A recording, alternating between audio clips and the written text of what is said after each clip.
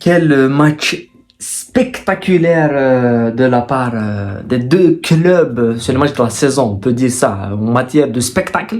Ce qu'on a eu sur le terrain, pas de but. Après, on pourra peut-être classer le meilleur match de la saison en Première Ligue. Mais ce match-là est d'une intensité inégalable. Et c'est ce qui est surprenant, c'est quand tu vois l'intensité qu'on a vue dans ce match, durant le match, et tu vois d'autres championnats, on dirait que c'est au ralenti et ça prouve un petit peu l'intensité que propose et que donne et qu'offre cette première ligue et certainement ces deux grosses équipes, Manchester City, Liverpool. Un match nul qui arrange Arsenal, évidemment, qui reste en tête de la première ligue, mais qui arrange beaucoup plus les fans et la première ligue parce que là, on a deux équipes à 64 points et on a une équipe à 63 points qui est Manchester City, un point de différence. Donc c'est un match exceptionnel. Donc Azul Salam, bonsoir à tous, j'espère que vous allez tous très bien. On va commencer le débrief, on va dire les tops et les flops de ce match-là. Avant de commencer, moi je pense que City déjoue totalement. On a débriefé Manchester City plusieurs fois cette saison, que ce soit en Champions League, certainement en Premier League aussi, durant beaucoup de matchs. Mais City, c'est plus City des saisons passées, qui était tueur, qui était, quand elle menait au score, c'était fini. Quand City te marque, c'est particulièrement impossible de revenir, que tu sois Liverpool, que tu sois Chelsea, que tu sois Arsenal, que tu sois Manchester City, que tu sois le Real Madrid. Voilà, City, quand elle appuie sur l'accélérateur, elle te met le premier but, c'est terminé.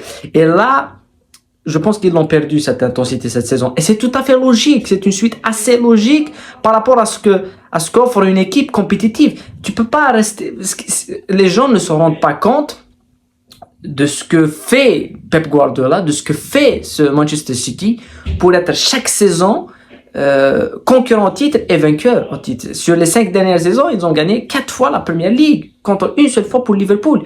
Donc, rester compétitif, même avec l'année passée, le triplé de l'année passée, là, ils sont toujours en course pour réaliser un nouveau triplé. Ils sont en FA Cup, ils sont en Champions League qualifiés, et ils sont toujours en course pour la PL à 1 point d'avance, de retard. Donc, c'est monstrueux ce que réalise ce Manchester City et certainement Pep Guardiola. Et on a vu les deux entraîneurs, ce qu'ils ont dépensé. Ah oui, il y a une petite dépense d'un côté ou de l'autre, mais ça te prouve que les deux entraîneurs ont dépensé, et ça te prouve aussi que City, ce que fait Pep Guardiola, ce n'est pas rien. Donc, dès l'entame de match, on a vu City proposer des choses, essayer de dominer, et on s'est dit que ça allait à un certain moment sourire. C'est ce qui s'est passé, même si Liverpool par moment réussissait à bloquer City en phase défensive avec un bloc assez bas, mais en sortie de balle, on a vu que ce soit des joueurs comme Elliott qui rentrait beaucoup plus à l'intérieur et Diaz qui permettait aussi aux latéraux, Gomez qui fait un match assez correct, Bradley n'en parlons pas, c'est l'un des meilleurs, mais beaucoup plus dans l'aspect collectif. On a eu un milieu de terrain de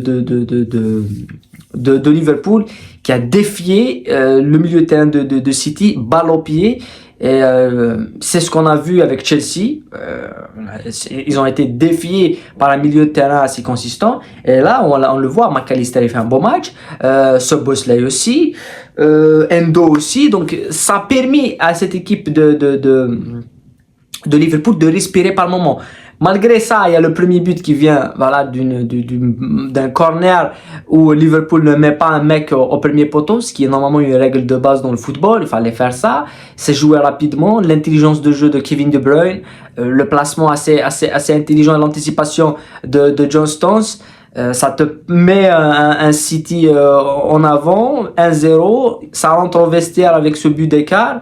Malgré une activité assez intéressante de Nunez, mais moi je me disais Liverpool allait égaliser, peu importe ce qui se passe, parce que c'est le City de cette saison, c'est pas une équipe qui garde le résultat. On l'a vu face à Arsenal, ça s'est passé, ils se sont fait prendre à l'Emirates. Face à Liverpool à l'aller, c'était la même chose. Ils menaient au score l'égalisation d'Arnold dans les 10 dernières minutes. Face à Chelsea à l'aller, 4-4. Face à Chelsea au retour, 1-1. Face à Tottenham, 3-3. Ça te donne l'idée que cette équipe de City n'est pas aussi vaillante et conquérante qu'elle ne l'était avant. Et comme on le disait, si à la mi-temps mène 1-0, on se disait en deuxième mi-temps ils vont rentrer, ils vont plier le match. C'est pas le cas. Une erreur de débutant de Nathan Ake qui faisait un très bon match. Penalty pour Nunez et sortie de blessure d'Ederson, donc double peine pour Manchester City et triple peine pour Manchester City puisque le penalty est exécuté parfaitement par Alexis McAllister qui offre cette égalisation à Liverpool. Et après là on rentre dans un match de folie, une action d'un côté, une action de l'autre, un penalty possiblement refusé pour Liverpool. Ça on peut pas le dire, on peut pas, il y a pas de confirmation voilà sur le penalty. Pour moi il y a pas eu vraiment scandale sur le penalty dans les derniers instants. Il y a eu les rentrées de Doku qui a voilà Doku c'est très limité ce qu'il fait. Il est pas aussi percutant qu'il ne l'est sur certaines phases. City a essayé de dominer, City a essayé de faire, même si on a eu beaucoup plus d'occasions parce qu'en transition Liverpool a essayé de briser cette équipe de Manchester City. Et au final, on se termine par un but partout qui est équitable si on voit un petit peu la physionomie du match.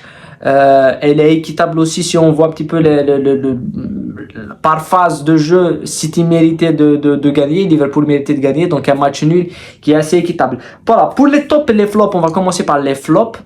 Haaland, Erling Haaland, jamais disponible dans les grands rendez-vous. C'est ce qui lui a valu. Ceux qui ont vu le match d'Haaland aujourd'hui, et face à face, on l'a vu en premier mi-temps où il va défier Virgil van Dijk. Il peut pas l'éliminer en 1 contre 1. Si c'était un autre défenseur, il l'aurait pas éliminé en 1 contre 1. Moi, je me rappelais en début de saison quand Haaland était candidat au Ballon d'Or, il y avait beaucoup de gens qui disaient mérite le Ballon d'Or, alors que c'est pas le meilleur joueur du monde, Haaland. Voilà, Haaland, il a marqué des buts, il peut marquer 60, il peut marquer 100 buts, tu vois, des tap-in, des coups de tête, il est au bon endroit et tout. Mais c'est pas le meilleur joueur parce que quand on voit City, quel est le meilleur joueur de City? Est-ce que c'est Haaland? Pour moi, je vois Foden, je vois De Bruyne, je vois Rodri, mais Haaland ce soir, comme l'année passée face au Real Madrid, on l'attendait dans ses grands rendez-vous, il a disparu complètement. Et cette saison face à Chelsea, il a disparu, face à Arsenal, il a disparu, face à Tottenham, il a disparu, même si il a marqué certains buts, mais face à Liverpool, comme à l'aller, comme au retour, il n'a pas été au rendez-vous.